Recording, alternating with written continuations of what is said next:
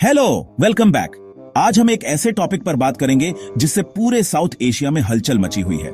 Indus water treaty का India द्वारा suspension. तो हुआ यह है कि 22 अप्रैल 2025 को पहलगाम में एक टेरर अटैक में 26 इंडियन टूरिस्ट्स मारे गए। इसके जवाब में इंडिया की कैबिनेट कमेटी ऑन सिक्योरिटी ने 1960 की इंडस वाटर ट्रीटी यानी IWT को सस्पेंड करने का फैसला किया। ये ट्रीटी दशकों से इंडिया पाकिस्तान रिलेशंस का एक अहम हिस्सा रही है। अब ट्रीटी के बारे में बात करते हैं। IWT में कोई एग्जिट क्लॉज नहीं है, मतलब ना तो इंडिया और ना ही पाकिस्तान इससे ऐसे ही बाहर निकल सकता है। आर्टिकल 2G4 के हिसाब से इसे सिर्फ एक नई रेटिफाइड ट्रीटी के द्वारा ही खत्म किया जा सकता है। कुछ एनालिस्ट सस्पेंशन को सही ठहराने के लिए Vienna convention on the law of treaties की बात करते हैं, लेकिन मजेदार बात यह है कि इंडिया इसका मेंबर ही नहीं है और पाकिस्तान ने सिर्फ इस पर साइन किया है। लीगली ये पूरा मामला बहुत ही उलझा हुआ है। तो अब आगे क्या होगा? पाकिस्तान इसे world bank, permanent court of arbitration या फिर इंटरनेशनल कोर्ट ऑफ जस्टिस भी ले जा सकता है। वो इसे UN सिक्योरिटी काउंसिल में भी उठा सकते हैं। इंडिया के इस कदम से पानी बंटवारे का मुद्दा, जो 1960 से एक बायलैटरल मैटर रहा है, अब इंटरनेशनल लेवल पर जा सकता है। इंडिया इस सिचुएशन का फायदा उठाकर वाटर फ्लो डेटा शेयर करना बंद कर सकता है, पानी को स्ट्रेटेजिकली रिलीज करके पाकिस्तान की खेती को प्रभावित कर सकता है, जिससे सूखे मौसम में सूखा पड़ सकता है या फिर मानसून में बाढ़ आ सकती है। वेस्टर्न रिवर्स इंडस, झेलम और चेनाब पाकिस्तान की खेती, पीने के पानी और हाइड्रो इलेक्ट्रिसिटी के लिए बहुत जरूरी है।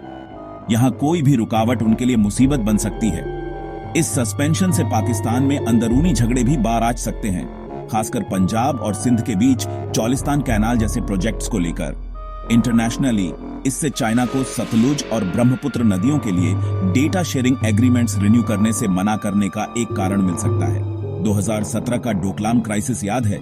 चाइना ने इंडिया से हाइड्रो डेटा छुपाया था, लेकिन बांग्लादेश को दे दिया था। हिस्ट्री रिपीट हो सकती है।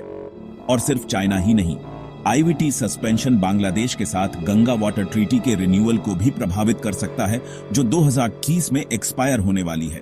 यह भी हो सकता है कि नेपाल और श्रीलंका इंडिया के साथ अपने वाटर एग्रीमेंट्स में और ज्यादा सावधानी बरतें।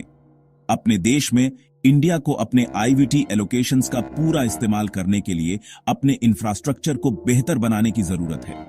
इंडिया किशनगंगा और रातले जैसे कई हाइड्रो इलेक्ट्रिक प्रोजेक्ट्स डेवलप कर रहा है, लेकिन इन डैम्स की स्टोरेज कैपेसिटी लिमिटेड है, जिससे पाकिस्तान में पानी के बहाव पर इंडिया का कंट्रोल कम हो जाता है। कुल मिलाकर इंडिया का IWT सस्पेंड करना नेशनल सिक्योरिटी के लिहाज से सही हो सकता है, लेकिन अगर पड़ोसी देश इसे एक तरफा या आक्रामक कदम मानते हैं तो इससे रीजनल ट्रस्ट कम हो सकता है। इससे मौजूदा और भविष्य के वाटर एग्रीमेंट्स कॉम्प्लिकेटेड हो सकते हैं। इस सिचुएशन के बारे में आप क्या सोचते हैं? नीचे कमेंट्स में अपनी राय जरूर बताएं।